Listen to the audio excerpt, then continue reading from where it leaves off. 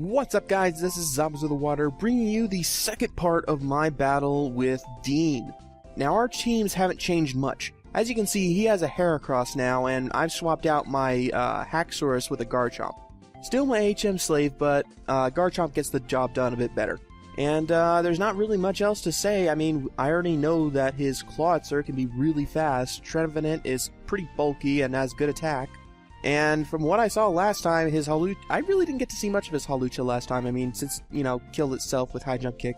But, I guess that just makes it more fun. So, I guess that's all there is to say about the team preview. Let's get to the battle.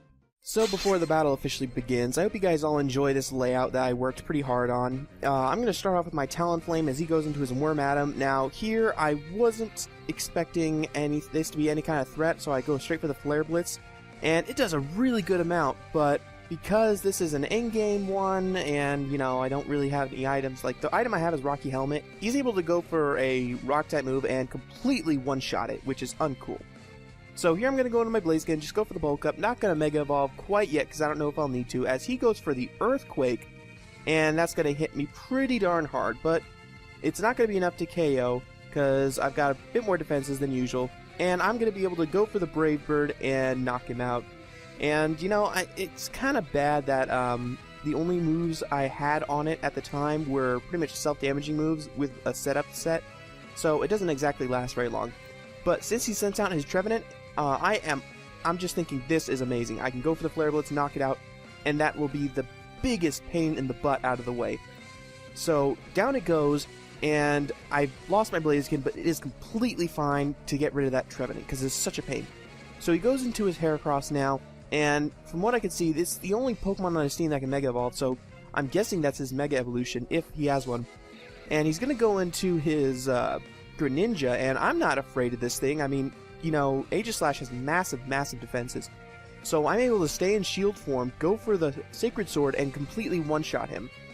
And this one, you know, I got some pretty good EVs out of it, and unfortunately it's actually got like minus defense nature, but you know, whatever. So, Stance change happens, go for the King Shield just to get off a little bit of leftover recoveries, because that's kind of how you have to play with Aegislash. I mean, you can go with like Sword Stance or something, but I take a more defensive approach when it comes to it. So here, I'm going to go into my Blastoise as he goes for the Dark Pulse, and since my Blaziken is now down, I feel safe going for the Mega Blastoise, and I plan on, well, doing as much damage as possible with a Focus Blast. So he goes for a Dark Pulse, it almost knocks me out, not quite. I go for the Focus Blast, I get him down to half health, and, you know, I don't mind this getting knocked out, considering that it did a good job. It took it down to half HP, and I can knock it out now. So I go into my Slave, my new HM Slave, go for the Dragon Rush, and just completely knock it out. I don't even think I needed any drops there. So he brings out his Heracross, goes for the Mega, and Mega Heracross looks really it looks awesome. It's like a metal beetle. As I go for another Dragon Rush, but I miss, and he goes for the Pin Missile, and if you didn't know, Mega Heracross's hidden ability is Skill Link, which is kind of okay, kind of useless. But he goes for the Pin Missile and completely knocks out Garchomp. I mean, it's just a one-move KO. So here I figure that Burnt Emblem is the best thing to take this. So I'm going to go for the King Shield. I know he's not going to make contact moves, but I just need the recovery. He actually said that his best thing he had to hit me was Bullet Seed, considering he didn't have Earthquake put on it at the time.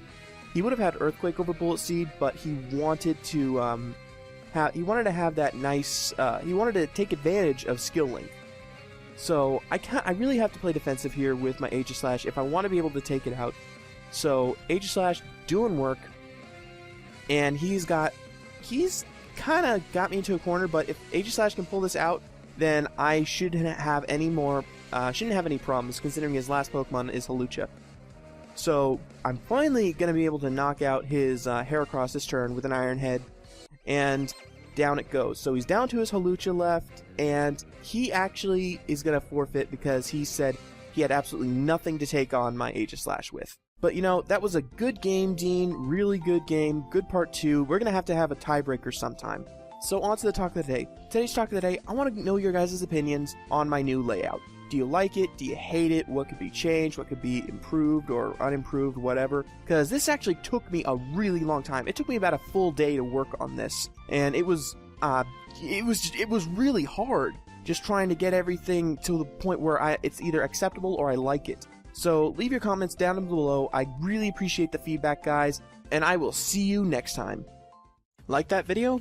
Why don't you hit the like button or maybe subscribe to my channel? Or better yet, check out the artists who make this all possible.